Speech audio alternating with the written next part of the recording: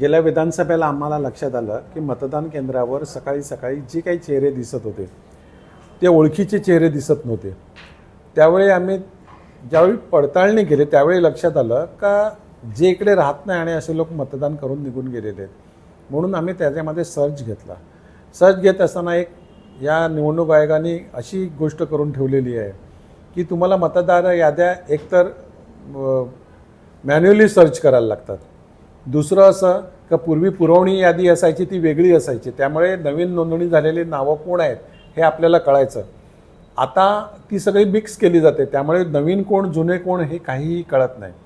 मग आम्ही ज्यावेळी बघितली पडताळणी केली त्याची सगळी, त्यावेळी अशी नावं आढळून आली का सिंगल आहेत किंवा काही दुभार नावं आहेत। काही ठिकाणी फोटो बघितले तर फोटो एक आहेत, नावं वेगवेगळी आहेत। काही ठिकाणी बघितले तर नावं सेम आहेत, फोटो वेगवेगळे आहेत। काही ठिकाणी सिंगल नाव आहे लक्ष्मी। आता लक्ष्मी कोण शोधायची काय, त्यावेळी आमच्या लक्षात आलं मॅन्युअली हे करत असताना अजूनही वाढत आहेत, परंतु 80,000च्या वरती नावं आम्ही काढलेली आहेत। त्याची डिटेल्स सगळे आम्ही निवडणूक अधिकाऱ्यांना महापालिकेमध्ये नेऊन दिलेली आहेत।